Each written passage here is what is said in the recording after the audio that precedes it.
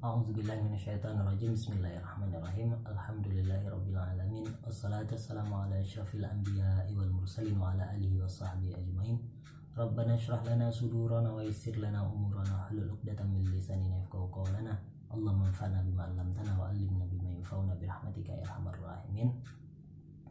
Amma ba'du. Segala puji hanya untuk Allah. Kita bisa melanjutkan lagi sedikit pembahasan kita dari kitab Hadis Arba'in punya Imam Nawawi. Kita sudah masuk sekarang ke hadis yang keempat.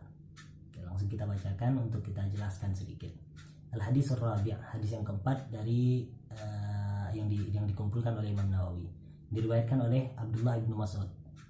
Abdullah bin Mas'ud pernah mengatakan bahwa kami pernah diceritakan oleh Rasulullah SAW, kata Abdullah bin Mas'ud, Inna ahadakum yujma'u khalquhu fi batni ummihi arba'ina yawman nutfatan. Setiap manusia yang dilahirkan di atas bumi ini, Allah kumpulkan dahulu penciptaannya. Penciptaan dari manusia itu Allah kumpulkan terlebih dahulu di dalam rahim si ibu selama 40 hari. Proses ini dijelaskan sebagai proses perkembangan manusia dari awal setetes mani berubah menjadi sebongkah darah. Terjadi pembuahan di dalam rahim si ibu berubah menjadi sebongkah darah berubah menjadi menjadi tulang dibungkus oleh daging, menjadilah sebuah janin, Nah, itu cerita 40 hari pertama. Summa yakunu 'alaqatan misla zalika, berubah menjadi 'alaqah, summa yakunu mudghatan, summa yursalu ilaihil malak fayanfukhu fihi ruh wa yu'maru bi arba'i kalimatin. Setelah dia udah menjadi janin, Allah perintahkan malaikat untuk meniupkan ruh ke dalam si janin tersebut sehingga udah menjadi manusia dia, tapi masih bayi di dalam perut di dalam rahim si ibu, Nah, ketika ruh itu ditiupkan oleh malaikat, Allah perintahkan, Allah tuliskan, Allah tetapkan kepada si janin itu tadi 4 perkara. Ketika ruh udah ditiupkan ke dalam si janin, maka di detik itu juga ada 4 perkara yang sudah ditetapkan untuk si calon manusia itu tadi, calon anak itu tadi. Yang 4 itu apa aja? Yang pertama, bikat birizkihi, rizkinya udah ditetapkan. Yang kedua, wa ajalihi, ajalnya, kapan dia meninggalnya, kapan dia matinya, berapa umurnya, sudah ditetapkan. Wa amali, apa aja yang bakal dikerjakan, baik itu amalan orang ahli jannah ataupun amalan ahli nar, orang ahli neraka. Wa syakiyun au sa'idun. Yang terakhir, yang keempat adalah syaki dan sa'id. Syaki itu artinya penderitaan, sa'id itu artinya kebahagiaan. Maksud dari syaki dan sa'id itu adalah seperti yang dikatakan oleh Imam Bajuri di dalam ketika beliau mensyarah Al-Juzah Jauharut Tauhid punya Imam Laqani, beliau mengumpulkan beberapa pendapat dan beliau rajihkan adalah sa'id itu adalah husnul khatimah dan syaki itu adalah su'ul khatimah.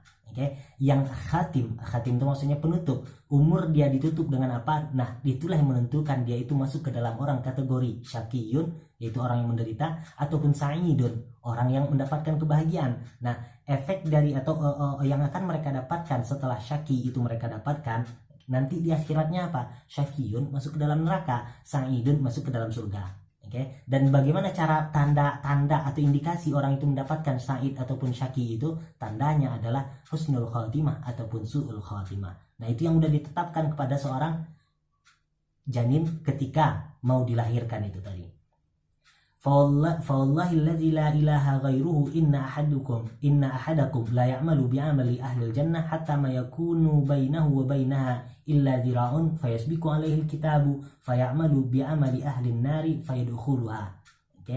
Ketika dia hidup di atas dunia ini, sepanjang hidup, demi Allah, kata Abdullah bin Mas'ud menceritakan kalamnya Rasulullah SAW, demi Allah, selama hidup dia mengerjakan pekerjaan ahli surga terus, amal baik terus yang dikerjakan. Gak lama setelah dia hidup, udah sekian lama dia hidup, gak lama lagi dia itu mau meninggal, yasbiqu alaihil kitab, Allah udah tetapkan dia itu untuk masuk ke dalam orang yang syakiyun, maka tergelincirlah dia itu tadi, na'udzubillah, tergelincirlah dia itu untuk mengerjakan perbuatan yang ahli nar, pekerjaan orang-orang ahli neraka.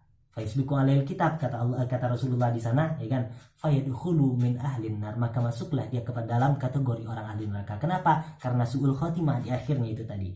Wa inna ahadakum la ya'malu bi amali ahlin nari, kebalikannya, orang yang di sepanjang hidupnya mengerjakan pekerjaan jelek, ya, pekerjaan ahli neraka semuanya, maksiat semua dikerjakan, tetapi yasbiqu alail kitab, maksud dari yasbiqu alail kitab apa? Takdir dari Allah sudah ditetapkan untuk dia bahwa dia termasuk kepada orang yang sa'id. Di akhir hayatnya, sebelum ajal dia menjelang, dia bertobat, ya kan, ujungnya apa? Faidkhulu min ahlil jannah, maka masuk dia ke dalam kategori yang orang ahlil jannah. Oke, ini hadis besar, bagian yang belakang ini hadis besar berkaitan dengan akidah. Oke, akidah manusia yang berkaitan dengan apa? Qada dan qadarnya Allah, qada baiknya Allah dan qada yang sudah ditetapkan untuk manusia itu termasuk orang yang menderita. Oke, iman kepada yang seperti itu wajib terhadap semua mukmin. Tapi Ibnu Daqiq Iyad ketika mensyarah hadis ini dikatakan bahwa sabil manusia, jalan manusia untuk bisa memegang hadis ini adalah tauqif. Dalam arti tauqif itu maksudnya apa? Tunduk, manut, iyain apa kata Allah dan hadis Nabi. Ya kan? Kenapa? Karena ini berkaitan dengan takdir, dan takdir itu terletak di dalam rahasia Allah. Teman, jadi nggak ada manusia yang bisa menetapkan, gue bakalan husnul khotimah. Kenapa? Karena selama ini gue sholat terus, ya kan, gue sedekah terus, oke, gue udah beramal baik terus, gue udah jamin gue di akhir hayat bakalan husnul khotimah. Nggak, manusia nggak ada yang bisa jamin itu. Kenapa? Berada di dalam rahasia takdir Allah. Oke, itu hadis yang keempat dari Arba'in Nawawiyah. Mudah-mudahan bermanfaat. Wabillahi taufik. Wassallallahu ala sayyidina Muhammad.